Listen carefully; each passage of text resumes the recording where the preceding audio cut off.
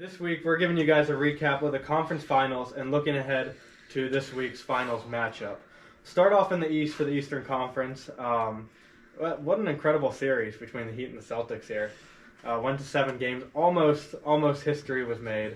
We almost saw a 3-0 series comeback. Are we all glad that didn't happen? Yes. Can we all collectively agree that we are happy the Heat won that series? Boston? Absolutely. Boston doesn't need another crazy comeback, brink of death sports moment. They've got 80 of them. There They was do. no doubt in my mind that Miami was going to win that game 7-2. You saw Jimmy Butler in that press conference. You knew they were winning. No team has come back 0-3, and it sure as hell wasn't going to happen there because Jimmy Butler didn't want to let that happen, and it did not happen. I love Jimmy Butler. I think, as a Sixers fan, you can accuse me of hating the Celtics because I'm a Sixers fan, but I also hate the Heat. Right. So, this was kind This of was a a lose-lose lose-lose for all of us. But I love Jimmy Butler, so Right. I love and the Eastern Conference Finals MVP. I think you could make a debate for Caleb Martin. I'm happy it went to Jimmy. I think he deserves it. So. Right. Hold up, guys. This ain't all of us. Former Bulls legend Jimmy Butler is on the Heat. Therefore, I love the Heat. Yeah, I mean, coming into this series, I was rooting for the Heat. I don't want to see the Celtics win anything. Game 7, though, admittedly, I was rooting for the Celtics. I wanted to see the 3-0, comeback. I didn't. I hate Boston. That's because you're getting Yeah. bullied on Instagram by I Heat am- fans. I am getting bullied on Instagram by Heat fans. So, getting into the series here, the first 3 games, Boston was getting nothing going. Yeah. Just everything that they should have done, everything that they've done throughout the first 2 series of the playoffs, they were not doing through the first 3 games. I think, if I'm being honest, I don't know if they were ready for what the Heat were going to... I think they Yeah. were still underestimating this 8 seed, Mm-hmm. which I think is, at this point, kind of ridiculous based on how they've played in the playoffs, and I think that Boston needs to take a look at that big 3. I think they've been together for a while. They haven't really accomplished anything. I think it's time to maybe not blow it up, but take a look at it and just... How can you structure this team better to get more wins in the playoffs? I do want to get to that. But let's talk about the series first. I want to talk about the future of the Celtics team. But you mentioned the Heat kind of slowing down the Celtics there. And that's kind of what the Heat have done all playoffs. In the series versus the Bucks, they won the first few games. And then eventually all 4 of them, same with the Knicks and now the Celtics. I think they've done a great job just slowing teams down in each of their series. They get them off to a slow start, getting them off their rhythm, and it's led to wins. It's gotten them to the finals. Yeah, the Heat have really, changed the pace of every team they play. Like, Boston just wanted to get out and shoot threes, but they protected the perimeter well, made them play a little bit more inside than they wanted to, and that really threw them off for 3 games. Obviously, they found, kind of what they do in the next 3 games, but Miami just did a great job of disrupting what Missoula wanted to do Right. and playing to their own game. Yeah. And Joe Mazzulla, I thought, had a pretty poor series. Yeah, he was I really agree. bad. I was going to say, this brings up the question. What does Missoula's future look like here in Boston? Right. He'll be there next year. He'll be there for the foreseeable future. Celtics don't run through coaches, that often. But the issue, I think, is also around Missoula, because it came out this week that I think it was 3 assistant coaches on the Celtics are heading to the Rockets this summer to coach with Ime Udoka. And, it was kind of rumored and reported throughout the playoffs that Missoula had kind of lost the Celtics locker room. So I kind of wonder, after this loss, does he have a grip on his players and on his organization? He's gonna have to do some work with the team this offseason because after a loss like that, you have to trust in your coach. Now, I don't Right. believe Missoula should be the head coach of the Celtics, but they don't really have a grounds to fire him. Right, that is true. You can't really, if you're an organization like the Celtics, you can't go through Udoka one season in his rookie season and then Missoula in his rookie season and then another coach. It's not going to happen. You just can't let that happen. As a Right. Sixers fan, I'd love to see them fire him and hire Doc Rivers. I think that would be an elite hiring for the Celtics. Hey, hopefully, he brought a championship to Boston. He did bring a championship to Boston. Tell me he why was he couldn't do it again. Now, he was carried by his stars, and you could see it happening again, but I think Doc's age has, if anything, slowed him down as a coach. If a dude is named Doc, he's pretty old. He is That pretty is old. true. That is true. But after the first 3 games, Celtics win Game 4 convincingly, and people kind of started talking about the 3-0 comeback, and they went on to win 2 games, including Game 6, which I think there's a lot to talk about in Game 6. It was a great game from a fan's perspective, but I thought Miami got screwed by officiating. Yeah. In Game 6.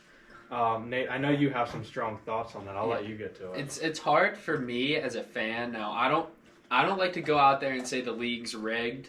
Going to the NFL when the Eagles got that holding call against them, controversial call. Didn't say the league was rigged. And I mean, as an Eagles fan, I'll tell you, that didn't decide the Super Bowl. Exactly. We let up, however many 4 turnovers I think it was, fumbled 3 times. It's part of the game. One call doesn't decide a game. Yeah. So me personally, I really hate calling leagues rigged or they're setting up certain scenarios and storylines.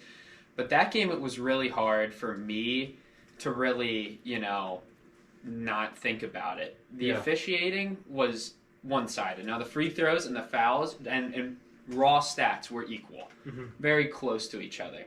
But if you just look at the missed calls, Miami was getting absolutely abused, destroyed. It was pretty terrible to watch from a fan perspective that Boston would go down and their player acted like he just got shot by a sawed-off shotgun coming down the lane when a Miami player would take a huge hit in the post, just go through it because that's just how they're built.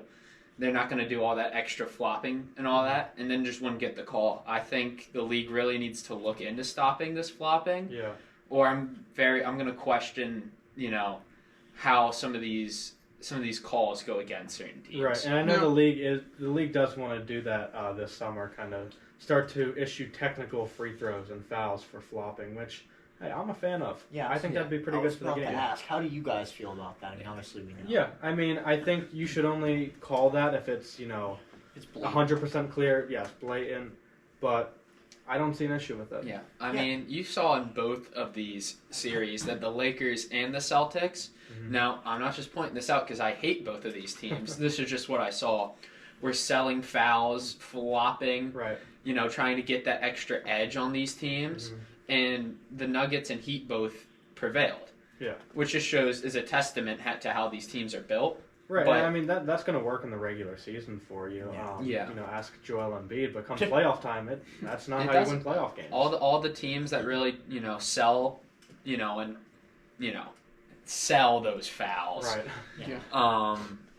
They have a hard time going and playing tough basketball because Right. refs hold the whistle more in the playoffs to let these guys play. So it really just, I hate it as a fan watching all these flops. Yeah. But they really need to do something about it. Right. But I hope that since the Heat did win the series, I hope that officiating and just how bad it wasn't a stain on how great Game 6 was. Yeah. That was probably the second most ridiculous ending I've seen to a playoff game. It's definitely Just under the up there. Kawhi shot versus the Sixers. I don't know, the Dame sidestep That was buzzer bad. beater, That's I true. might have it above that, That's true. but it Yeah. was ridiculous. Yeah. Pained me as a Thunder fan, but it was a damn good shot. Yeah. Well, I mean, hey, it worked out for the Thunder. Yeah. Sure. Hindsight, look where the teams are now. I'm just saying. Yeah. That's very fair. true, yeah. So moving on to Game 7 here, I think it was just terrible. I didn't enjoy Game Yeah. 7 at all. Game 7 was not fun to watch. And as, I'm a little biased, Sixers fan, but the Sixers got a lot of hate for their Game 7 performance. I've not heard that same kind of energy towards the Celtics Game 7 performance. And, maybe that's because they came back down 3-0 and forced a Game 7, but I think also, does it matter? Because, I mean, the Sixers were up 3-2, had a chance to win it at home, just completely blew it. Yeah. Game 7 came out, just looked flat, soft, everything. It was really bad. What you have to remember about that Sixers game is for the first half, they were damn near tied, if not tied. That is true. They played a good one half of basketball, 2 quarters of But basketball. that's not what gets you there. Exactly. The second half was But terrible. the Celtics, for 4 straight quarters, after Tatum bummed his ankle, which I'll give him a pass because, it was hard to play on one bum ankle. Sure. Yeah. But that team looked terrible. Yeah. They did not. They looked like they should have been out in the first round of the Hawks Right. if they played like that. Right. Yeah. That's a complete failure in the organization. Yeah, and I think now, Trent, we can talk about what's the future for the Celtics. Yeah. You know, Jaylen Brown had an awful series, completely inexcusable for a guy who's going to get a contract extension this summer Yeah. for $300 million. Is that by the Celtics? We don't know. But Jason Tatum, Jaylen Brown are going to be extended combined $600 million into those two guys, and I think the Celtics have a big question: is that the key to success for them? I don't think so. I think you keep Tatum around and let Brown go. Right. That's probably what I would do as Yeah. well. I'm You against that. Me personally, I think you have to keep both of them because Jaylen Brown is incredibly talented. Mhm. He had a pretty bad playoffs, Mhm. but I think you just have to trust that he can bounce back. Yeah. You obviously keep Tatum; he's an MVP caliber player. Mhm. But Jaylen Brown had one bad playoffs. You question how good he is, but before that, he was considered as a top 25 player. And there were conversations who was better, Brown or Tatum. all Exactly. this No, season. in my opinion, you have to keep both of them. I get that cap is a big concern. Yeah. But, eventually that Al Horford contract's going to be gone, but you can restructure your team Mhm. in some of these. You look at the Heat. The Heat have a ton of these quality guys Yeah. making very little money. Yeah. It's not like you can just give up on these two guys. Right. In my opinion, you can build a team around that if you have a good system, and the Celtics usually do. So me personally, if I'm Brad Stevens, I just have to trust in my staff, and I'm going to re-sign both of them. Here's the issue, though. I don't know how you get much better from what you have right now. Maybe in 2 years or so. But you have Marcus Smart, Brogdon, Derek White in the backcourt, Jaylen Brown as well. You can't really upgrade with what you have. I completely agree with you. I don't think they can get much better than this team's Mhm. and last team's iteration. Mhm. But you just have to trust that you can get back there. Because it's not like you're going to stumble in. With just Tatum, Mhm. you're not just going to stumble into another Jaylen Brown. Yeah. Yeah. With all That's this true. money, you might be able to sign a different guy. But you won't know how well he works with Jason Tatum. And it's no failure. The Celtics getting to the finals and then Game 7 of the Eastern Conference Finals with these two guys. You have to trust that can stay consistent and they can carry you the rest of the way. I would agree. I do think you do have to look at the Jaylen Brown market, though. I think the Trailblazers are going to offer more than what they should. Possibly the number 3 pick, Anthony Simons, Shaedon Sharp. Could even get Damian Lillard, depending what their direction is. I think you'd have to look at the market, but I'm kind of with you. And if there's not something that just stands out like a Damian Lillard trade, why trade him? Don't trade him for some young guys. Exactly. I wanted to bring this up. I saw something the other day about the Celtics Big 3 Mhm. where they're saying because Smart has been there the longest, Yeah. it's kind of he has the impression that it's his team, Right. not Tatum or Brown's team. Yeah. How do you guys feel about that? How do you think that dynamic plays into their locker room? This is an interesting topic to me because what you see is at the end of a lot of Celtics games is Marcus Smart is taking the final shot, which is ridiculous. Yeah. That shouldn't happen, and I think that plays into why he thinks it is his team. This guy gets the ball so much, and he's supposed to be relied on so much, but honestly, it's not sensible because you have Jaylen Brown and Jason Tatum who are much better offensively than Marcus Smart. And honestly, maybe that's the big 3 or whatever, but just because Marcus Smart has been there the longest does not make it his team. Peter, Right. I have to disagree with you. I hate this his team narrative.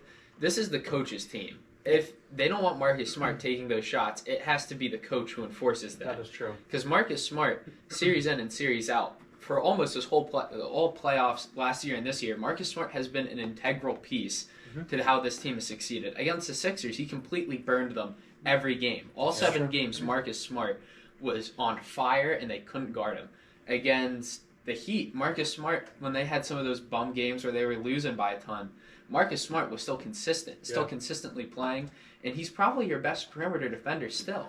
He just has that mentality in him, and his play style fits so well with those guys. You can't get rid of Marcus Smart. And you mentioned taking the last shots. Are you referencing Game 6? Well, That I mean, three-pointer. I've been hearing all season that he's been wanting the last shots of games, and it's just not working out for him. Yeah, I mean, well, part of that too, like Game 6, I'll use Game 6 as an example. Marcus Smart did take the final three-pointer on the inbounds play with 3 seconds left. Yeah.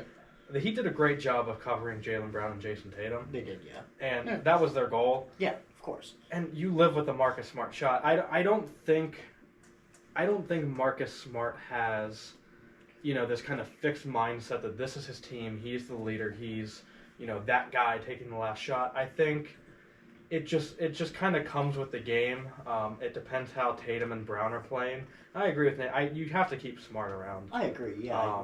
Defense, just for defense Yeah, alone, you have to keep yeah. him around. I'm not saying you shouldn't keep him around. I just don't think he's the quote-unquote leader. I of the do team. think though Tatum or someone else you bring in needs to step up as a leader for his team. I agree. I don't think, for what I've seen, I don't think Tatum's a vocal enough Yeah. leader for Yeah. that roster. If he's going to be, let's be honest, he should be their guy. Like, Oh, he should absolutely. be the leader of that team. Now, you can make an argument that it's not just Tatum. That's not just a Tatum problem. I mean, I think he does a good enough job, but even if you look at Philly, some people argue Joel's not a good enough leader on the floor as well. Right. So I think you have to have a certain mentality. I mean, if you look at Jimmy Butler, he is the guy. Yeah. Like that is Jimmy. Yeah. Yeah. I just don't know if Tatum is that guy. And it translates to the other players too. It I agree, absolutely yeah. does. Yes. Yeah, let me talk to that for a second. That's the difference that goes beyond the paper for a basketball player. Right. There's guys who are just all-time great players that just can't get it done. It's an underrated aspect because people have been throwing it on players that never won a finals. Like Charles Barkley didn't have that killer instinct or whatever. Like that's bull, right? Yeah. That's the reason why that's been kind of tucked away in terms of how we evaluate a player. But you just have to realize that like guys like Tatum and Brown just don't have it like Jimmy does. That mindset that whatever the lead is, whatever the score is, whatever how much they're down by, the series lead, the series deficit, that they are still going to win, and he is still going to have an all-time great performance. Yeah. Right. Which is like it's like a closer in baseball. You bring him out, 9th inning, they aren't winning. Yeah. Yeah. It is his turn to win. But like guys like Joel Embiid, Harden, Tatum, and Brown have not shown that they want to be that guy. Yeah. And that's the difference between the Heat and every other Eastern Conference team this year. And That like is you true. said earlier, Bryson, that mentality from Jimmy, it spreads through the whole team. Yeah. Yeah, Like absolutely. knowing that you have that guy, that's really been the Heat's brand of basketball this postseason. Is I don't care who we're playing. Mhm. I don't care what the score is. We will find a way to win. I think that's part of the reason why LeBron has been so successful in the playoffs as I well. agree. Yeah. He's willed teams to the finals Right. that should not have been in the finals because And hey, he wasn't going to lose. Don't talk to me about his finals record. He is a successful playoff. Yeah. performer. I That completely agree. I think the idea that we're comparing Jordan and LeBron based off of their finals record is ridiculous because the teams LeBron brought to the finals were way worse than any of those Bulls. I want to talk to that again. I don't think we should get sidetracked on this point, but let me say my piece on this.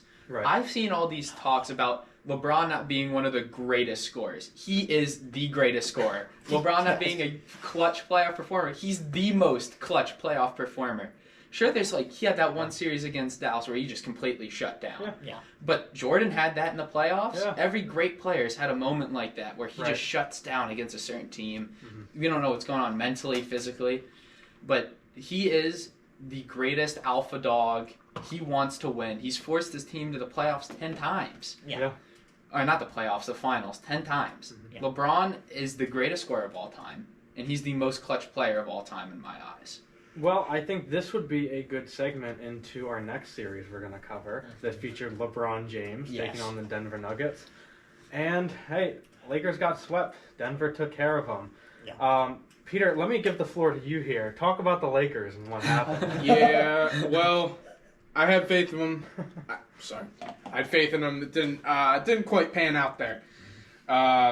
This Denver team is so well constructed and coached that the chemistry ultimately just overpowered the Lakers.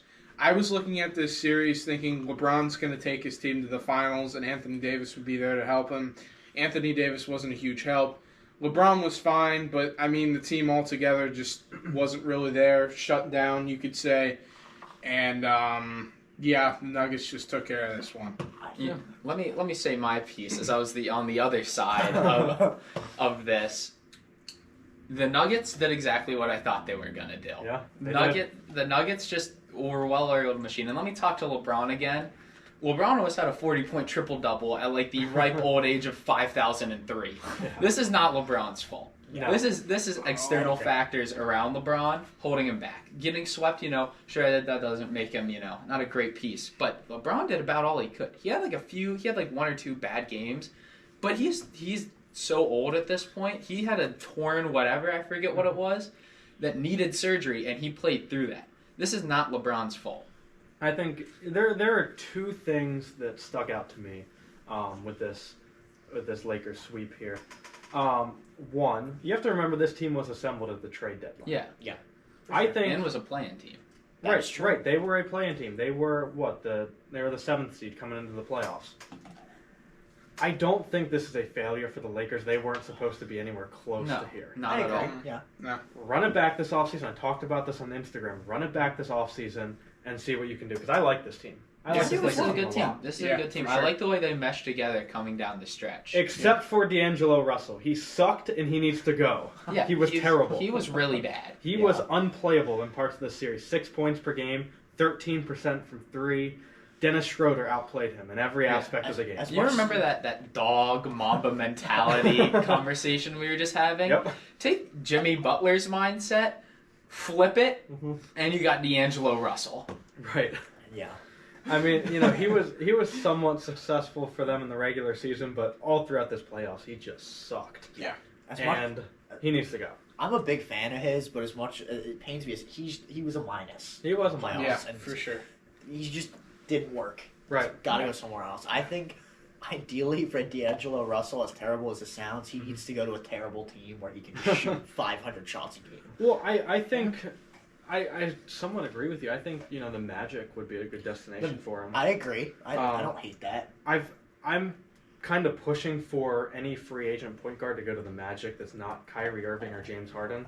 Yeah. Someone like a Fred VanVleet or a D'Angelo Russell, a guy who can actually help that team, I believe. Yeah. But still, get their shots, get all that stuff. Yeah.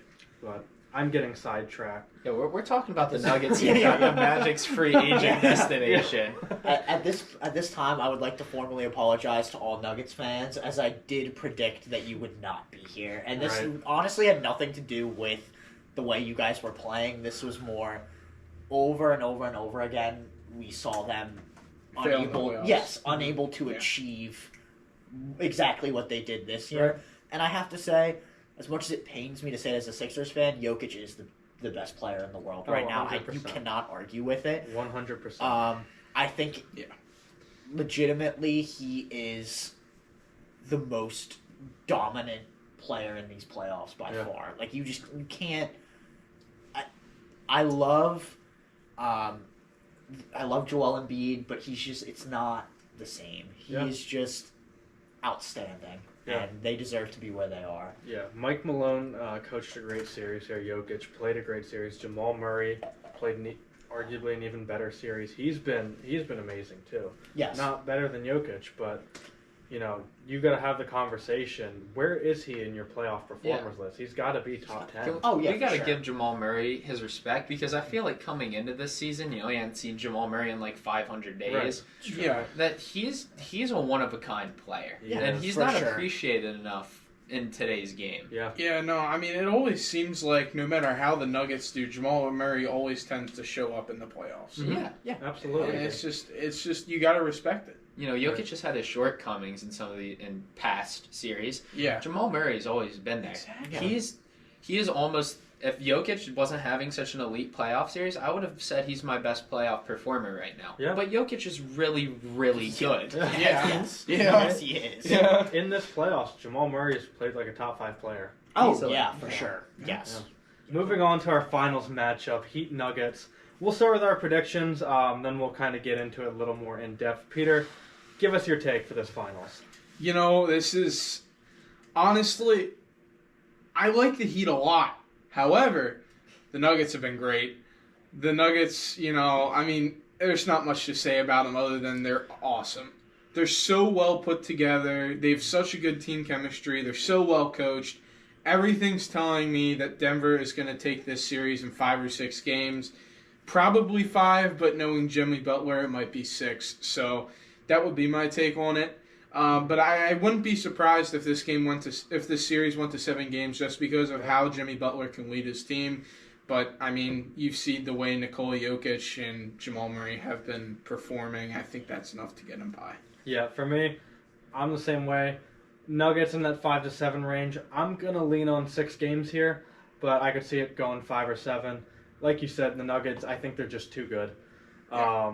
And I'm kind of worried about how the Heat are going to stop Jokic, Murray, and MPJ. Their zone has been able to disrupt Giannis, Chris Middleton, Julius Randle, a bunch of other guys, Tatum and Brown. But Jokic is the best player in the world and the best passer in the world. The best vision in the game, the best playmaking. Yeah. If anyone's going to beat it, I think it's him, and I think it's this Nuggets team. Going Nuggets in 6.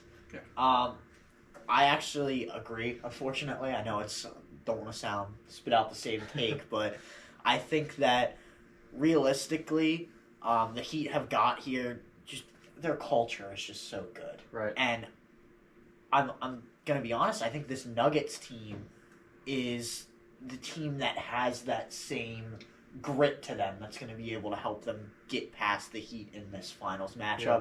I think Jokic is a little too much to handle for that Heat roster. I think Jimmy makes it interesting. Mm-hmm. I know it's. I don't want to bet against Jimmy ever, but I think it's just too much for this Heat team to handle. So in how many games? 6. Okay. I've got, and this pains me to say, but I've got Nuggets in a definitive 5 games. They're going to win their first 2 at home. They're going to lose their first in Miami, and they're going to win 2 after that. Here's why. Miami has looked gassed their last 2 or 3 games. Jimmy looks like he is struggling to get up and down the court when it's not the 4th quarter. Right. Then just takes over the adrenaline and all that. The Nuggets did not look that tired in their sweep. They were moving the whole court. Their offense did not drop in efficiency at all every game. And they've also had a mini vacation from their 4-0 sweep till June 1st. And that's a thing I think a lot of people are missing. I'm very confident in the Nuggets winning their first 2 games at home. The Heat coming off a 7-game series that should not have went to 7. Yeah. And I don't know if you saw the graphic. The Heat are the lowest altitude team in the NBA. The Nuggets are the highest. Yeah. That makes a difference. Oh, Especially when for you're sure. coming off a 7-game series, and like you mentioned, the Nuggets have that extended break. The Heat have to go into Denver, Mile High, and play 2 games there. They're going to be exhausted. I think that's going to show in the first 2 games. Oh, for sure. They may be able to adapt for games 5, possibly 7 in Denver.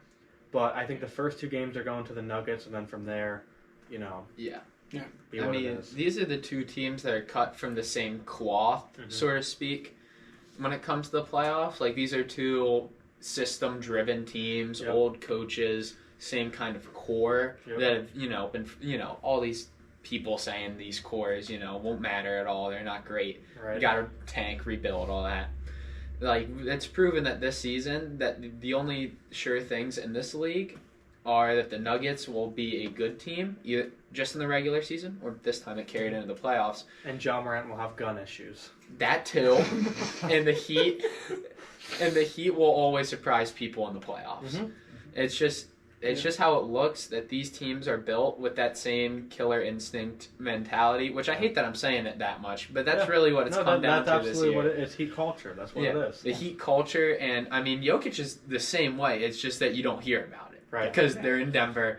Jokic is a big, funny white guy. No one cares about Denver. Yeah, and he doesn't even have an Instagram. I don't even know if he has social media. He does not. Yeah, he owns a farm in Serbia. He does not really care about what other people think of him. So you're not going to hear that much out of Denver.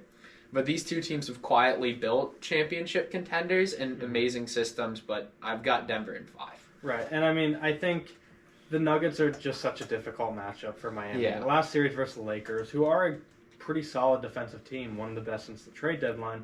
Nuggets just made everything. Yeah. They're making everything. They're exposing any defense that comes at them. I think this should be a pretty And the 3 games Miami lost was because they couldn't stop the Celtics from shooting threes. right. What are they going to do when they play a better three-point shooting those first team? 3 games that Miami won was because the Celtics turned the ball over and shot poorly.